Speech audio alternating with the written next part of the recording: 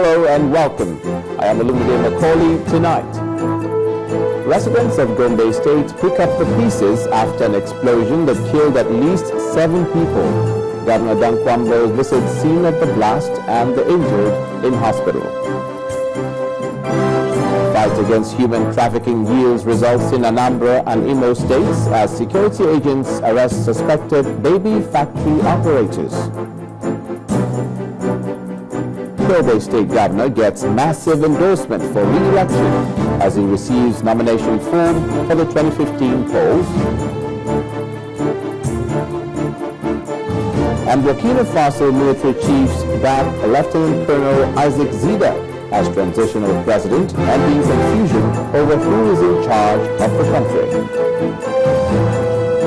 On business news tonight, increased liquidity is expected to boost demand for Nigerian local debt next week after asset management company Amcon retired about 867 billion naira worth of bonds on Friday.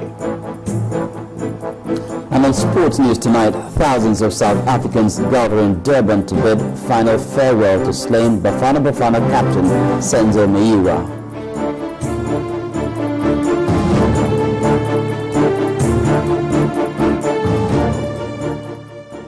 Welcome to the news at 10. We begin tonight in Gombe State, Nigeria's northeast region, where residents are picking up the pieces after a triple bombing at a bus station left scores of people dead.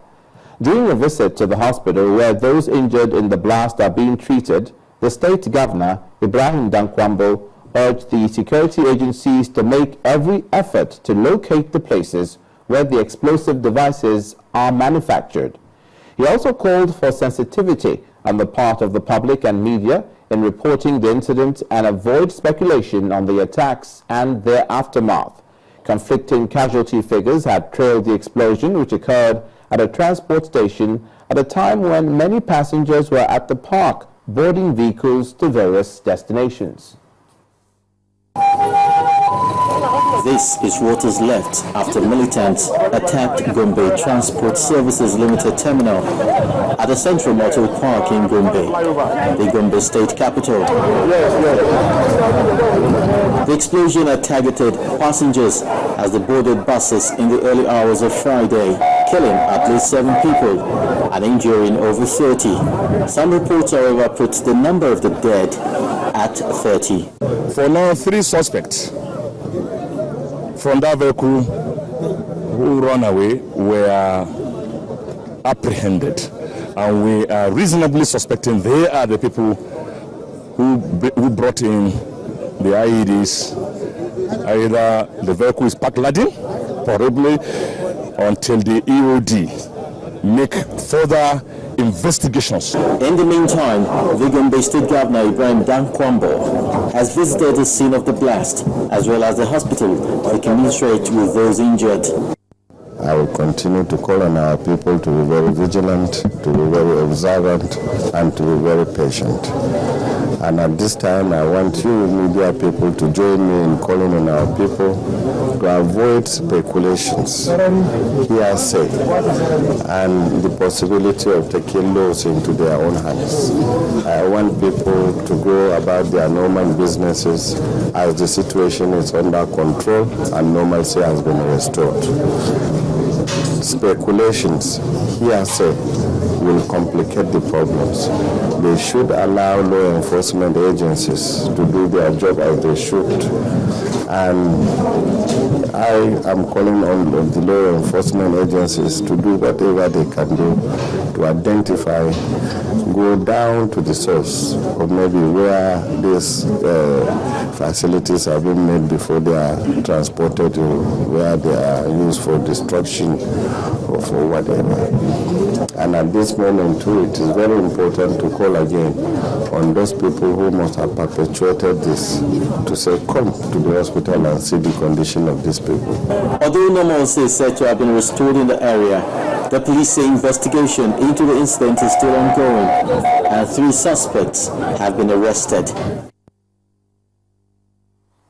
The Anambra State Police Command has lined up a couple of nurses suspected of being involved in the sale of babies from different hospitals in Anambra State.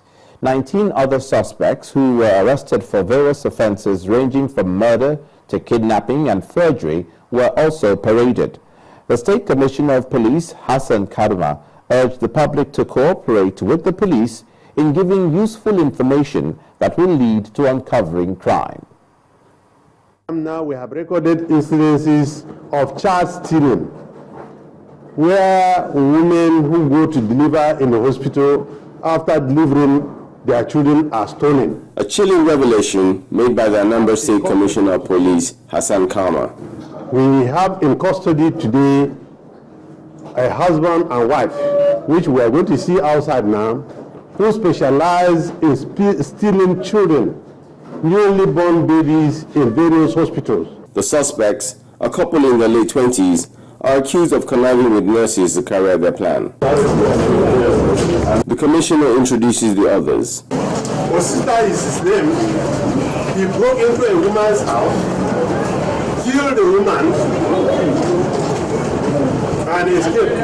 But in the course of investigation, he's been arrested. He's the one that specializes in printing all these fake plate numbers.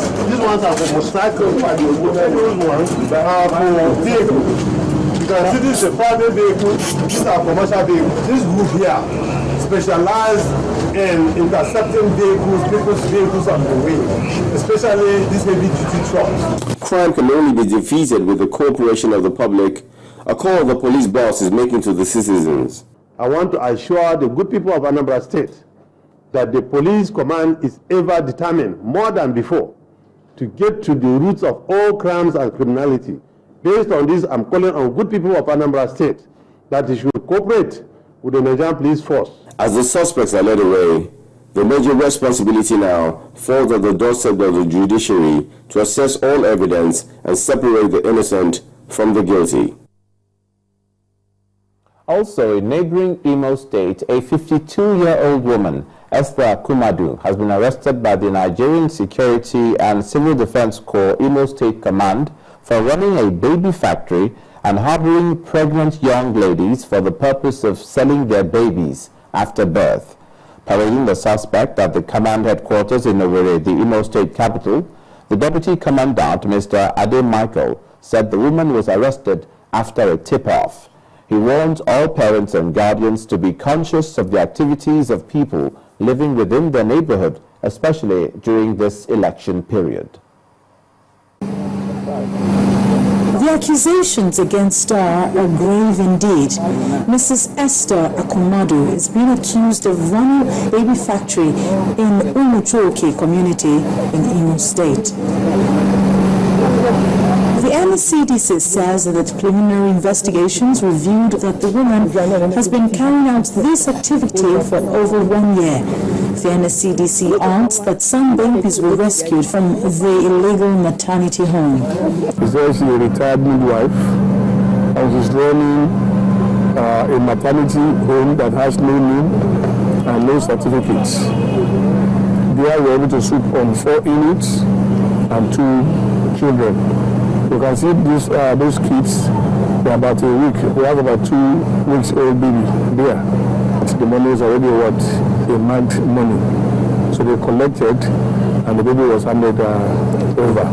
According to the NCDC Deputy Commandant in Imo State, Mr. Ade Michaels, he also alleges that Mrs. Akumadu attempted to bribe his official with 100,000 naira.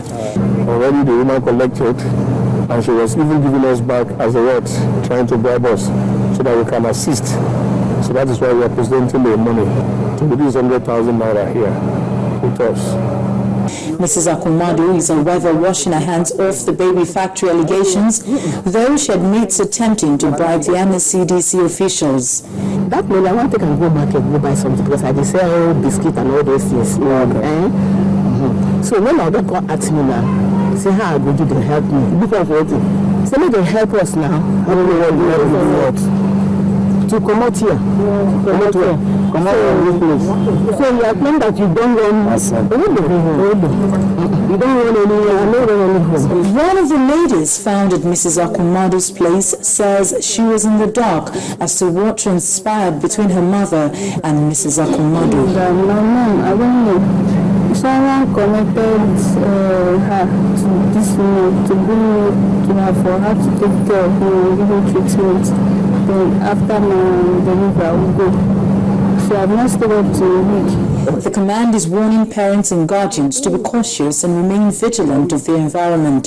The NCDC says it will hand the babies over to the Ministry of Women Affairs and Social Development in the state, while the operator will have to answer to the appropriate authority. In part 2, after the break, Nigerian youth demand affirmative action as for 30% participation in governance. That's in a moment. Do join us again.